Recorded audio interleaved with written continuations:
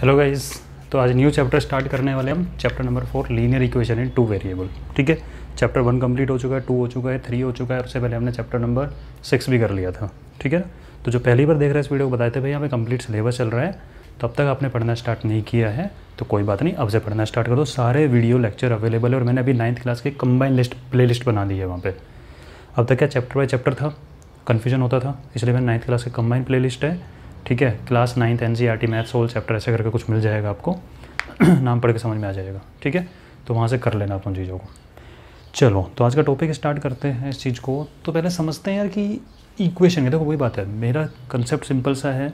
कोई भी chapter start हो तो जहाँ से उसका एक एक वर्ड है ना, वहीं से समझना स्टार्ट करते हैं तो इस चैप्टर पे बाद में आएंगे। पहले समझो इक्वेशन क्या होता है, इसको समझते हैं। लीनियर वर्ड है, इसका क्या मतलब है, और फिर बाद में जाके समझेंगे कि भाई यहाँ पर 2 वेरिएबल का क्या मतलब है। ठीक है, तो ऐसा नहीं मतलब मैं बिल्कुल ही बच्चों वाली चीज़ बताने लग जाऊँगा, बस आपको एक बार 2 मिनट का 3 मिनट का इंट्रोडक्शन ज़रूरी है। आपने पोलिनोमियल पढ़ा है, चैप्टर 2 मैंने अभी कराया था, पूरा अच्छे से पढ़ा है। लीनियर पोलिनोमियल क्या था, लीनियर पोलिनोमियल।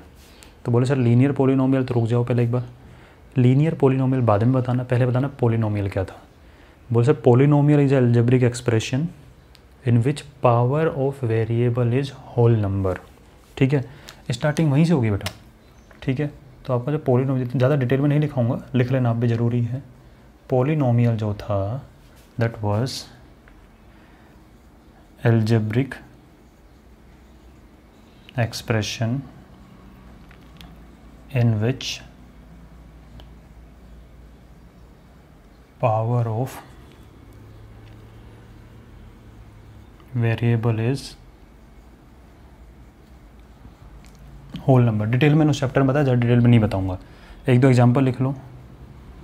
बोले जैसे कि 2x square plus 5x plus 4, variable is x, power 2 is whole number, variable x, power 1 is whole number. बोले यहाँ पे वेरिएबल नहीं है, बोले है क्या, बोले x power 0।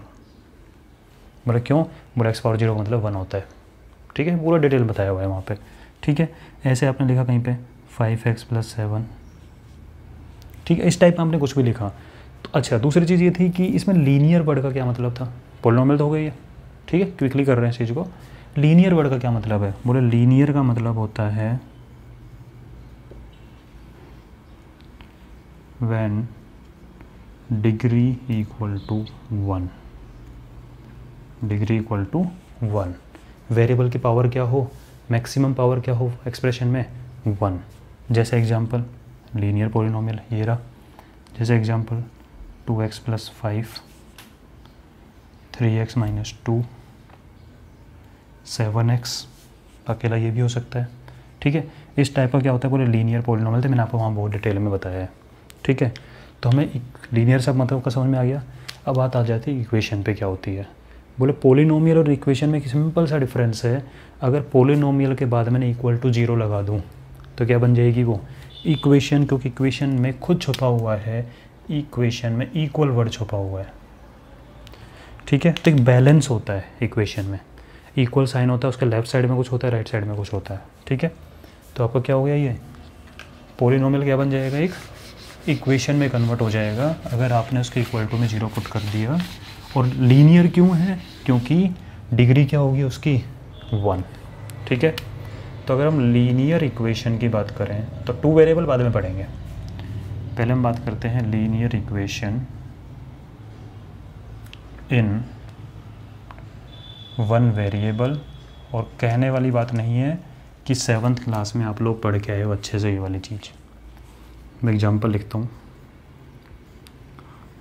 2x plus 3 equal to 0। बोलो 7th क्लास में इसको सॉल्व करना सीखा है कि नहीं सीखा है हमने, बोले बिल्कुल सीखा है, अभी दोबारा बता देते हैं। ठीक है, ये एक एग्जांपल हो गया लीनियर इक्वेशन। लीनियर क्यों, क्योंकि वेरिएबल की पावर हाईएस्ट क्या है, 1। बट 2x, यहाँ पे x की पावर क्या है, 1 ही तो है, नहीं लिखा हुआ तो क्या हो गया, तो दिस इज़ लीनियर इक्वेशन। ठीक है, -4x plus 7 equal to 0, this is linear equation, variable power 1 है। ठीक है, सोल्व करने में आता है कैसे, बोला 2x प्लस 3 इक्वल टू 0 है, तो 2x इक्वल टू प्लस 3 उधर जाके माइनस का 3 हो जाएगा, और x इक्वल टू -3/2 हो जाएगा। बोले सॉल्व करना तो हमें आता है, ठीक है, आना भी चाहिए, क्यों, 7th क्लास का कंसेप्ट है। तो ये बात हो गई लीनियर इक्वेशन की जिसमें वन वेरिएबल हो। और क्या हो सकता है, जैसे कि 9y + 14 = 23, ये तो लीनियर इक्वेशन है। क्या होगा, +14 हो जाएगा, -14 हो जाएगा, सब्ट्रैक्ट हो जाएगा, बाद में डिवाइड होकर सोल्व हो जाएगा। तो वेरिएबल की पावर 1 है तो that means linear, equal sign है मतलब इक्वेशन, ठीक है।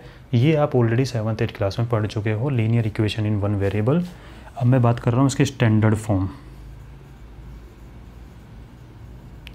Linear equation in one variable का जो स्टैंडर्ड फॉर्म होता है दैट इज़ ax + b = 0, यानी वहाँ पे एक x वाली टर्म होगी, उसके साथ में कुछ कोफिशिएंट होगा, ठीक है, और एक सिंपल कोई भी टर्म हो सकती है। जैसे इसको कंपेयर करो, 2x + 3 = 0 की जगह मैंने ax + b = 0 रखा है, ठीक है, ध्यान दो इस पर ज़रा एक बार। तो यहाँ देखो 2x और ax, यानी a की जगह 2 बैठा हुआ है, +b + 3 b की जगह 3 बैठा हुआ है, 0 0। तो ये होती है standard form of linear equation in one variable, ax + b = 0, ठीक है। a is coefficient of x, a is coefficient of x, b is constant term, ठीक है।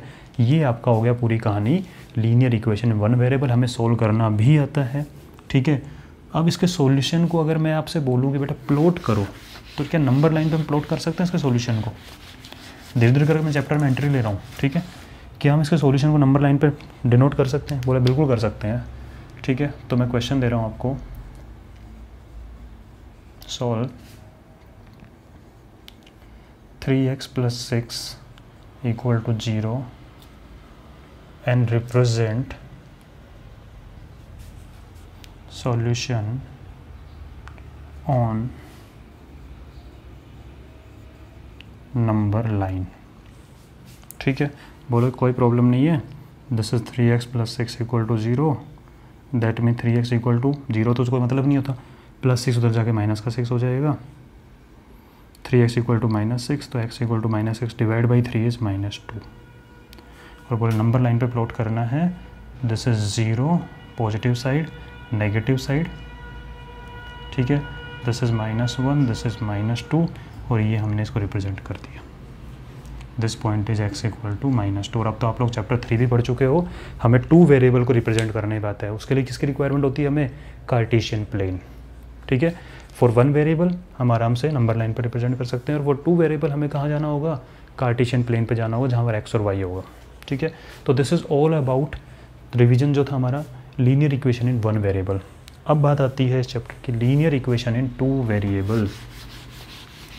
होता क्या है, स्टैंडर्ड फॉर्म क्या होगी, किस वे में रिप्रेजेंट करेंगे, सॉल्यूशन कैसे निकाला जाएगा, वो सब कुछ, ठीक है। तो मेन टॉपिक स्टार्ट होता है लीनियर इक्वेशन इन 2 वेरिएबल, ठीक है। सबसे पहले लिखा जाता है स्टैंडर्ड फॉर्म।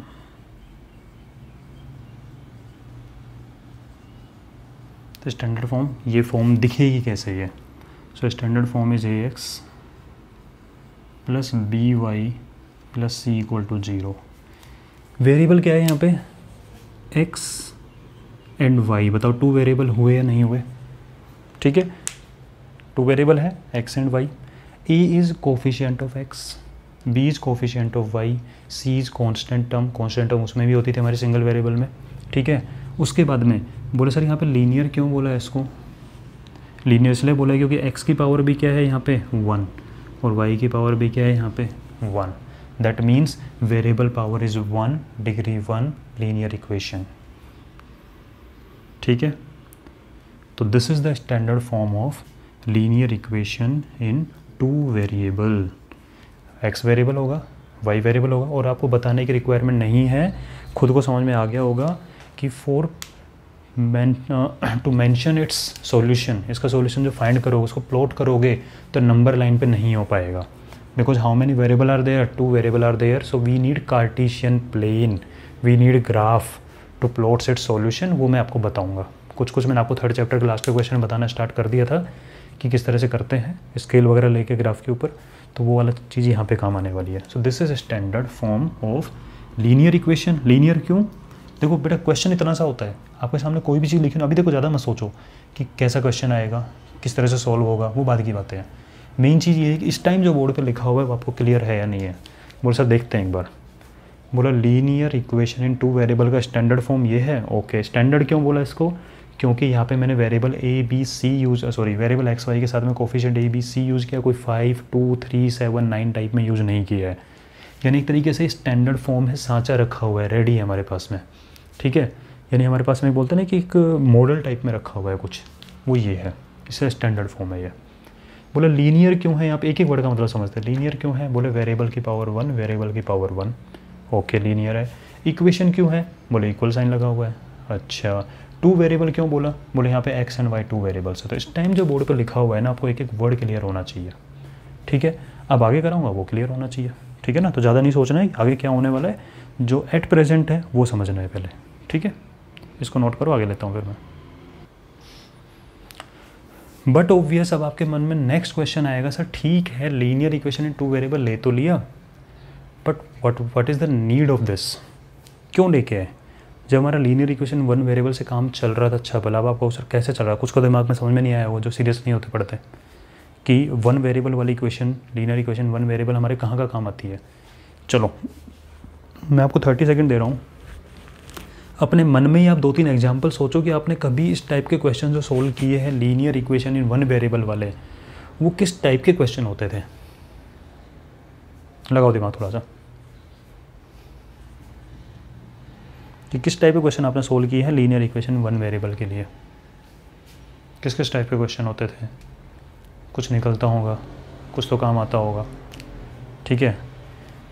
चलो मैं बता देता हूँ, अगर आपको नहीं समझ में आए ना तो क्लास 7th का जो सिंपल इक्वेशन वाला चैप्टर मैंने पढ़ाया है ना, उसको जाके देख लेना, ठीक है। वो जो सिंपल इक्वेशन वाला चैप्टर है ना, उसके अंदर यही बताया हुआ है कि किस लैंग्वेज वाले जो क्वेश्चन होते हैं ना, इक्वेशन वाले चैप्टर में जो लैंग्वेज वाले क्वेश्चन थे 7th क्लास में 8th क्लास में, वो लीनियर इक्वेशन इन 1 वेरिएबल ही बन रही थी, ठीक है।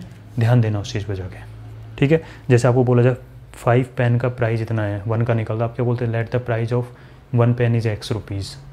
तो 5 का 5 multiply x equal to total जो गिवन होता था, ठीक है। तो जो इक्वेशन बनती है लीनियर इक्वेशन 1 वेरिएबल होती थी। अब बात करते हैं कि इसकी रिक्वायरमेंट क्या है, ठीक है।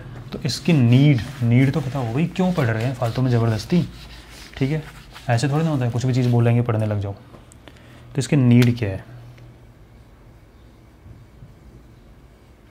एक सिचुएशन लेते हैं कि क्लासरूम में आप कुछ दिन के लिए एब्सेंट हो गए, ठीक है, और आपकी क्लास में एक टीचर ऐसे हैं जो आपको 2 सब्जेक्ट पढ़ाते हैं, ठीक है।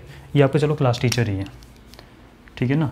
तो आप क्लास में जैसे टेस्ट वगैरह हुए 10-10 मार्क्स के, तो हिंदी का 10 का हुआ था, इंग्लिश का 10 का हुआ था, मैथ्स का 10 का हो गया, साइंस का 10 का हो गया, SST का 10 का हो गया। आप 1-2 दिन के लिए एब्सेंट हो गए, आप गए अपनी क्लास के अंदर, पता लगा कि मार्क्स सुना दिए क्लासरूम में। बोला ठीक है, अच्छी बात है, मार्क्स सुना दिए। आपने फ्रेंड से पूछा, फ्रेंड ने बोला अरे यार हम तो अपने मार्क्स बढ़वाने के चक्कर में थे, कॉपी लेके तो हमने तेरा सुना ही नहीं कभी। ठीक है, क्लास टीचर आए। अब क्लास टीचर सिरदर्दी ये होती है ना भाई, कि उसको सारी चीज़ें याद रखनी होती है, ठीक है भाई। तुम तो सीरियस होते नहीं हो बच्चे तो, लेकिन मैं टीचर है, उसकी रिस्पॉन्सिबिलिटी है, गोद ले रखा है तुम लोगों को, नहीं तो सारी चीज़ याद रख के बताएंगे। तो आपने उनसे पूछा कि सर हमारे मार्क्स कितने कितने हैं। बोले बेटा सब तो अभी नहीं सुनाए हैं, लेकिन आपके मैथ्स और साइंस में मिलाकर 18 आए हैं। बोला अच्छा सर मैथ्स और साइंस में मिलाकर 18 आए हैं, मैथ्स में कितने हैं सर? बोले साइंस में कितने हैं। बोले बेटा ये तो नहीं पता, मुझे ज़्यादा बताया नहीं, लेकिन मुझे इतना बताया था कि मैथ्स और साइंस में मिला के 18। अब आपका दिमाग घूम रहा है, तो आपको इंडिविजुअल मार्क्स नहीं पता अपने, आपको ये पता है कि marks in maths plus science equal to 18। अब आपके दिमाग में तिगड़म चल रही होगी, क्या चल रही होगी, यार मैथ्स का पेपर अच्छा हुआ था, साइंस में थोड़ी गड़बड़ थी, हो सकता है मैथ्स में 10 आउट ऑफ 10 हो, साइंस में 8 आए हो। मैं बता रहा हूँ आपको दिमाग में क्या क्या चलेगा, ठीक है। और इससे हम अपना, आप कहो सर ये चीज़ क्यों पढ़ रहे हैं, मैं लीनियर इक्वेशन 2 वेरिएबल पे ही आ रहा हूँ, आपको पता है फालतू चीज़ें नहीं बताता। ठीक है, मैथ्स में 10 आए होंगे, साइंस में 8 आए होंगे, और आपने अपना अंदाज़ा लगा के रख लिया कि हाँ चलो 18 बन गए।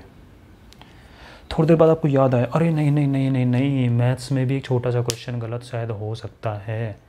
ठीक है, तो कहीं ऐसा तो नहीं कि मैथ्स में 9 आए हों और साइंस में भी 9 हों, तो तब भी 18 बनते हैं। ठीक है, बोले अच्छा, बोले अरे यार साइंस वाले टीचर तो क्या होते हैं कि थोड़े से ना वो लीनियर नंबर दे देते हैं, मतलब छोटी छोटी गलती होती है ना, तो ऐसे कहते हैं ठीक है बेटा कोई बात है, मैं नंबर नहीं काटे तुम्हारे, नेक्स्ट टाइम ध्यान रखना।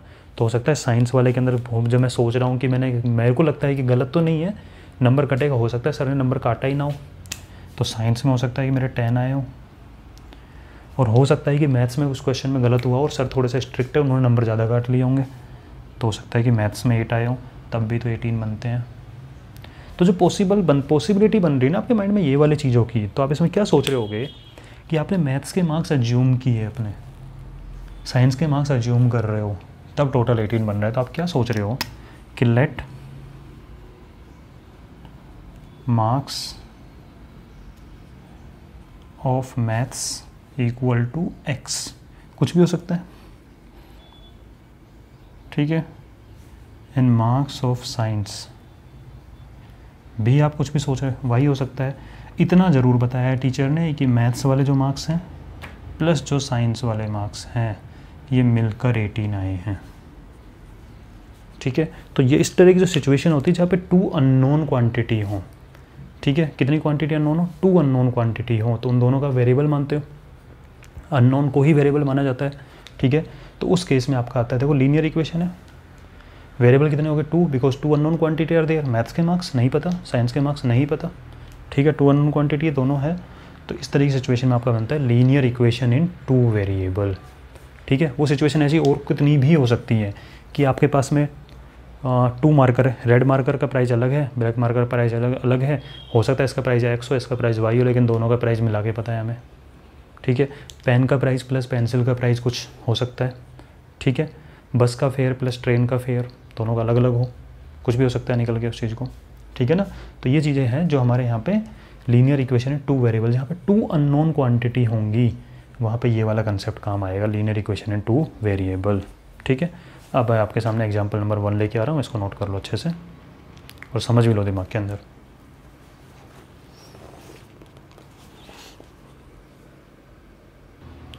हाँ जी, तो एग्जाम नंबर 1 है आपके सामने, अभी लिखना मत, एक छोटी सी चीज़ मैं ऐड करूँगा जब तक जो पढ़े हमने। आपने जो स्टैंडर्ड फॉर्म लिखी थी, ध्यान देना अच्छे से समझो इस चीज़ को, जो आपने स्टैंडर्ड फॉर्म लिखा था ax plus b y plus c equal to, जिसमें एक चीज़ ऐड कर लो, a and b both not equal to 0, that means a can not be 0 and b can not be 0, ये ऐड कर लो। बोले क्यों सर? बोले अगर आपने सपोज करो इसमें a की जगह 0 रख दिया, सोचना इस चीज़ को, अगर आपने a की जगह 0 रख दिया तो 0 मल्टीप्लाई x तो 0 बन गया, हट गया, यानी bx plus c equal to 0 बना ये वाली चीज़। तो ये लीनियर इक्वेशन में 2 वेरिएबल बचा, लीनियर इक्वेशन 1 वेरिएबल बचा, लीनियर इक्वेशन 1 वेरिएबल बचा है ये। ठीक है, इसलिए आप a को 0 नहीं रख सकते। ठीक है, क्योंकि जैसे ही आपने a 0 रख दोगे तो ये आपका 0 बन जाएगी टर्म और आपका सिंगल वेरिएबल वाली टर्म बचेगी। बोले b 0 रखे तो सर, बोले अगर आपने b को 0 रख दिया तो ये पूरा 0 बन जाएगा, तो ax plus c equal to 0, तो लीनियर इक्वेशन 1 वेरिएबल होगी, इसलिए a और b 0 नहीं होते हैं। समझ रहे हैं? c 0 होगा चलेगा, कोई फ़र्क नहीं पड़ रहा कि आप सिर्फ 2x plus 3y equal to 0 लिखो, कोई फ़र्क नहीं पड़ रहा। c कैन बी 0 या हो ना हो कोई फ़र्क नहीं, लेकिन a और b 0 नहीं होंगे। ठीक है, इस चीज़ को ऐड कर लो, जो आपने भी नोट्स में लिखा था वहाँ पे स्टैंडर्ड फॉर्म के साथ में ये ऐड कर लेना। रीजन बता दिया है, ये 0 होगा तो लीनियर इक्वेशन 1 वेरिएबल बचेगी, ये 0 होगा तो ओनली x वाला बचेगा। ठीक है, हाँ जी, ठीक है, इसको नोट कर लो बेटा एक बार। अब एग्जांपल नंबर 1 है, write each of the following in ax plus b y plus c equal to 0 and indicate values of a, b and c in each case. आपको हर इक्वेशन को इस फॉर्म में लिखना है। अगर ये नहीं भी देता, पता है इस क्वेश्चन को डिफरेंट वे में कैसे पूछा जा सकता है, पता है क्या बोलता है वो? Right each of the following in standard form. ठीक है, तो आपको अपने आप समझ में आ जाना चाहिए स्टैंडर्ड फॉर्म का मतलब ax plus b y plus c equal to 0 होता है। तो बहुत अच्छी बात है, उसने बता दी आपको बच्चे समझ के, वरना क्वेश्चन ऐसा ही पूछा जाएगा, मेरा जैसा वैसा ही पूछे।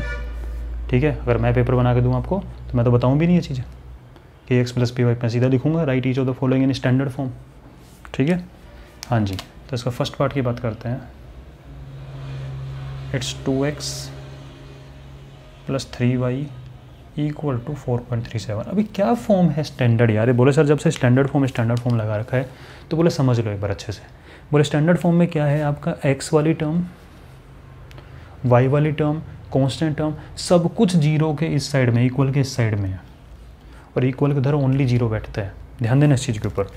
Every term ax by c is in the left side of equal, बाकी जीरो बाहर बैठा हुआ है, सब कुछ इधर लेके आ जाओ। तो क्या आपका स्टैंडर्ड फॉर्म है 2x plus 3y equal to, बोले नहीं, इसको भी इधर लाना पड़ेगा। क्यों? बोले इक्वल के उधर ओनली जीरो बचेगा और कुछ नहीं बचना चाहिए। तो बोले इसको इधर कैसे लेके आओगे? बोले कोई प्रॉब्लम नहीं है, हमें इक्वेशन सोल्व करना आता है, हमने स्टोरी सुन रखी है। क्या? नहीं तो एक काम करना, अगर आपको किसी को भी थोड़ी बहुत प्रॉब्लम हो, फिर कह रहा हूँ मैं 7th क्लास के अंदर chapter number 4 simple equation, I think starting के 1-2 वीडियोज़ में से ही है वो। ठीक है, उसको देख के अच्छे से सुन लेना, स्टोरी बता रखी है ना बहुत मस्त तरीके से, उसमें आपको इक्वेशन सोल्व करना आ जाएगा। ठीक है, बोला इधर पॉजिटिव बन के बैठा हुआ है तो इक्वल क्रॉस करके आएगा, ब्रिज क्रॉस करके आएगा तो माइनस का बनेगा, और उधर क्या बच गया बाबा जी का। ठीक है, तो उधर बच गया 0, सुना ना बाबा जी का ठुल्लू, तो वही चीज़, उधर क्या बच गया 0 बच गया, बाकी सब इधर लेके आ गए। अब आपका सब कुछ इधर है, ज़रा कंपेयर करो इसको, ax plus b y plus c equal to 0 से। ए क्या है समझना, ए क्या है? ए है जो x के साथ मल्टीप्लाई में, जो भी x के साथ मल्टीप्लाई में दैट इज़ ए।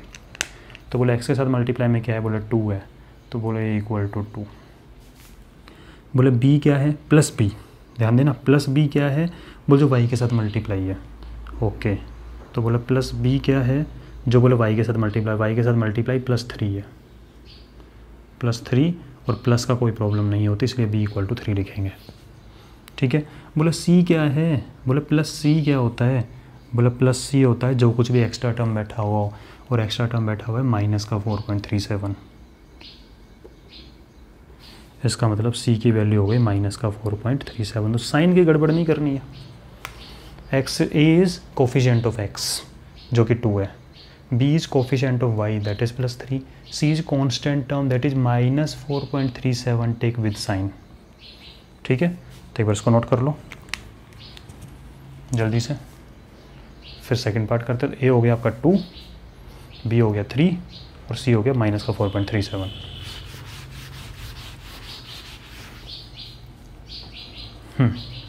सेकंड,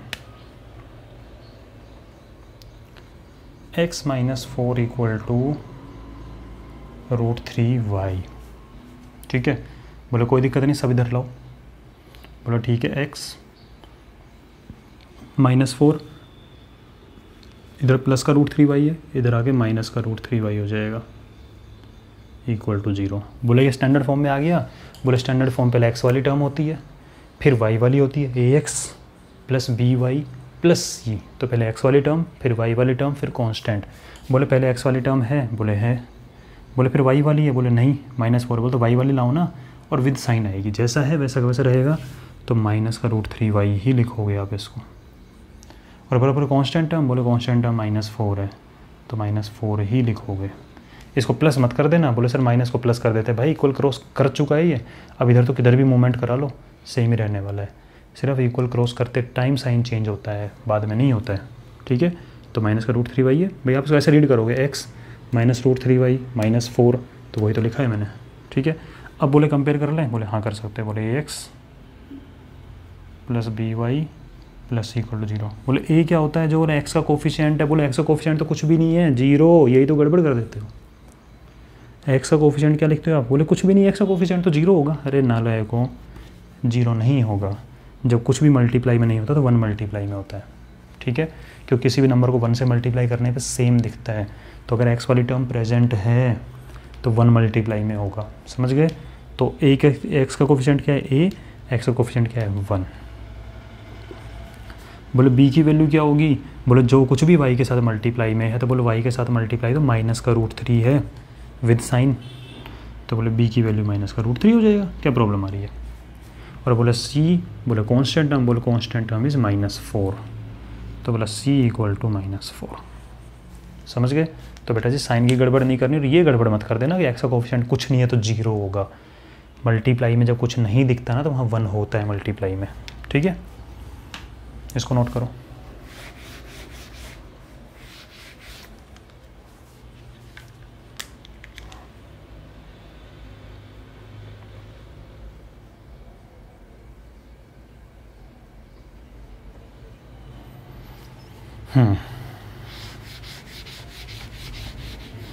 हाँ जी, बोला सब कुछ इक्वल इधर ले आऊँ, बोला ठीक है, ये है 4, बोले प्लस का 5x था तो बोले इधर आके माइनस का 5x हो जाएगा, बोले माइनस का 3y है तो बोले इधर आके प्लस का 3y हो जाएगा, और इक्वल टू उधर क्या बच गया, ठंडन गोपाल 0 बच गया, कुछ नहीं बचा।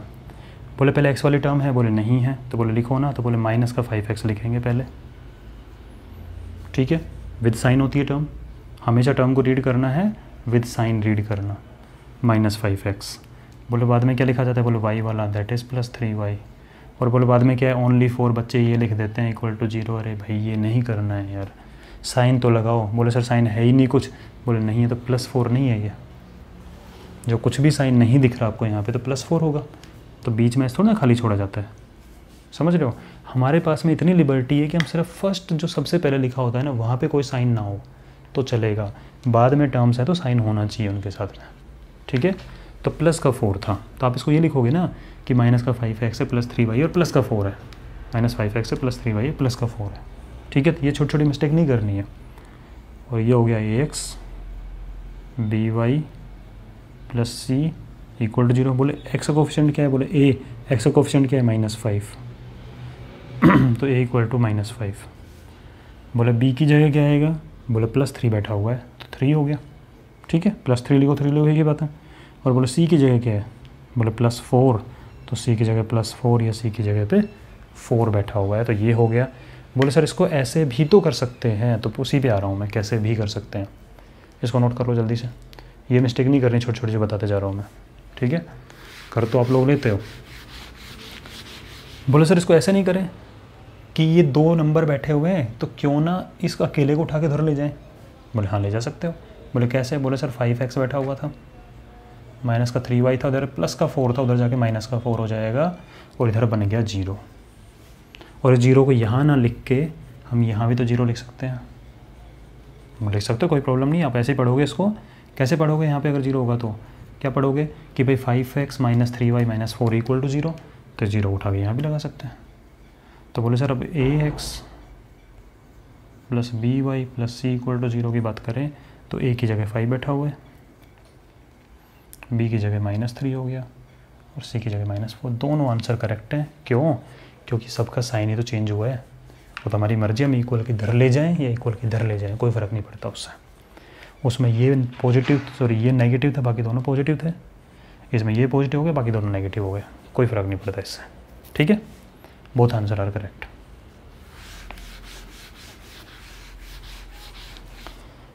बोले last 4th, it's 2x + y, sorry it's 2x equal to y। बोले ये 2x है, इधर प्लस का y बैठा, उधर लेके आओ तो माइनस का y बन जाएगा, और इक्वल टू 0। बोले सर इसमें तो 3 टर्म होती है, ax by + c equal to 0। तो बोले यहाँ तो सिर्फ ax और by वाला दिख रहा है, c तो है ही नहीं।